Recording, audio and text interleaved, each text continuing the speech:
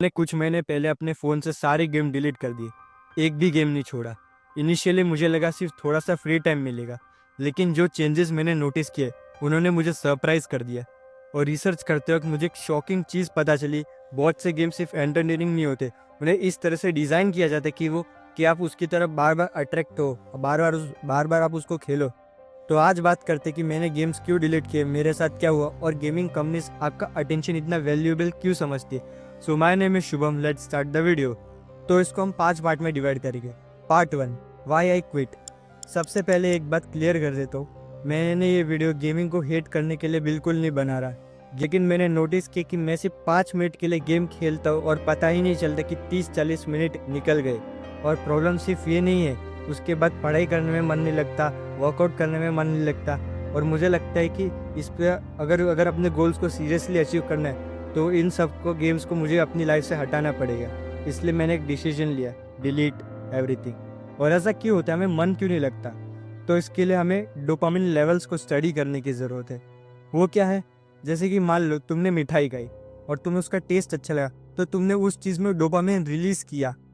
और वैसे ही तुम अगर वीडियो गेम खेलोगे, खेलते जाओगे, तो तुम्हारा डोपामिन रिलीज होते जाएगा। ये काम हमारी बॉडी के अंदर एक हार्मोन है। मान लो तुमने गेम खेला, उसका डोपामिन ऑलरेडी इस लेवल पे, फिर उसके बाद तुम पढ़ाई करने जाओगे, वर्कआउट करने जाओगे, वो इस लेवल पे, तो तुम्हें पढ़ाई और वर्कआउट करने का मन कैसे होगा जब तुम ऑलरेडी उससे ऊंचे लेवल पे हो। इसलिए गेम्स छोड़ दो, सारे चीप डोपामिन के सोर्स।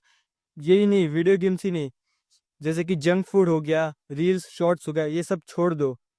तो तुम्हारा इस डोपामिन पढ़ाई वर्कआउट करने में और ज़्यादा मन लगेगा। सो इसलिए डिलीट एवरीथिंग।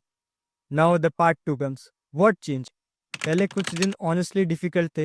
हैबिट इतनी स्ट्रांग थी कि कभी कभी ऑटोमेटिकली फ़ोन अनलॉक करके गेम्स ढूंढने लगता था। लेकिन धीरे धीरे एक इंटरेस्टिंग चीज़ हुई, जो टाइम पहले गेमिंग में चला जाता था अब वो ऑटोमेटिकली फ्री होने लगा। मैंने उस टाइम पे बहुत कुछ यूटिलाइज किया, उसको उस टाइम को और प्रोडक्टिव बनाया है। देखो, सब कुछ ओवरनाइट परफेक्ट नहीं होता, सडनली प्रोडक्टिविटी मशीन नहीं बन गई। लेकिन एक चीज़ ज़रूर है, मेरे पास चॉइसेस ज़्यादा हो गए। और जब आपके पास एक्स्ट्रा टाइम होता है तो आप डिसाइड कर सकते हो उसको कहाँ और कैसे यूज़ करना है और कैसे स्मार्टली यूज़ करना है। Now the part 3 comes, how games keep you coming back. ये सबसे इंपॉर्टेंट पॉइंट, और ध्यान से सुनो। एक इंटरेस्टिंग क्वेश्चन, गेम्स इतने एडिक्टिव क्यों होते हैं? रीज़न ये नहीं कि डेवलपर एविल्स है, रीज़न ये है कि उनका गोल होता है कि उन्हें एक गेम बनाना है जो लोगों को पसंद है और बार-बार उसे खेलते जाए। बस उनका यही मिशन है। इसलिए बहुत से गेम में आपको कुछ कॉमन फीचर्स दिखेंगे, जैसे कि डेली लॉगिन रिवॉर्ड। आज लॉगिन करो और रिवॉर्ड लो। कल और बद कल और बड़ा रिवॉर्ड मिलेगा। लिमिटेड टाइम इवेंट्स, अगर आज नहीं खेला तो स्पेशल आइटम मिस हो जाएगा। बैटल पास, जितना ज़्यादा खेलोगे उतना ज़्यादा अनलॉक होगा। रैंक प्रोग्रेशन, बस एक और मैच, एक और लेवल, बस एक और। ये सब फीचर्स प्लेयर को एंगेज रखने के लिए डिज़ाइन किए जाते हैं। और जब प्लेयर ज़्यादा टाइम गेम में स्पेंड करता है तो कंपनीज के लिए भी फ़ायदा हो सकता है, चाहे वो इन गेम परचेज हो, एड्स हो, सब्सक्रिप्शन हो, या एक एक्टिव प्लेयर कम्युनिटी। ये एक बिजनेस मॉडल है, और इसलिए हमें भी अपने अटेंशन की वैल्यू समझनी चाहिए।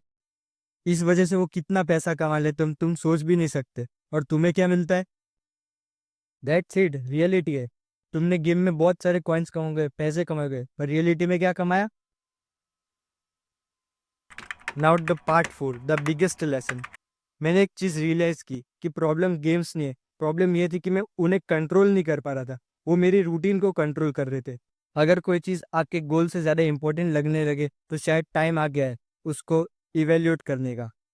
और ये सिर्फ गेमिंग के लिए नहीं है, ये शॉर्ट्स, रील्स, सोशल मीडिया, हर जगह आपके अटेंशन के लिए कंपटीशन चाह रहा है।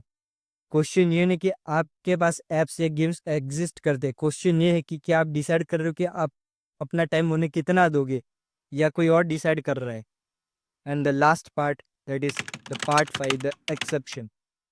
एक और इम्पोर्टेंट एक्सेप्शन है कि अगर आप ई स्पोर्ट्स प्लेयर बनना चाहते हो, गेम डेवलपर हो, स्ट्रीमर हो, या गेमिंग का कोई आपको करियर बनाना चाहते हो, तो ऑब्वियसली आपको गेमिंग करनी चाहिए। ये वीडियो उन लोगों के लिए नहीं है, मैं सिर्फ उन लोगों से बात करो जिनके गोल्स कुछ और है, लेकिन उनका बहुत सारा टाइम गेमिंग कंज्यूम करने में जा रहा है।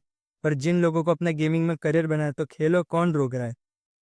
And so at the end, games delete करने के बाद मेरी लाइफ कोई मैजिक नहीं बन गई, लेकिन मुझे एक चीज़ ज़रूर मिली, वो था मेरा टाइम। मैं पहले गेम्स में 1 घंटा, 1.5 घंटा, 2 घंटा, 3 घंटा इतने सारे घंटे निकाल देता था और पता ही नहीं चलता था।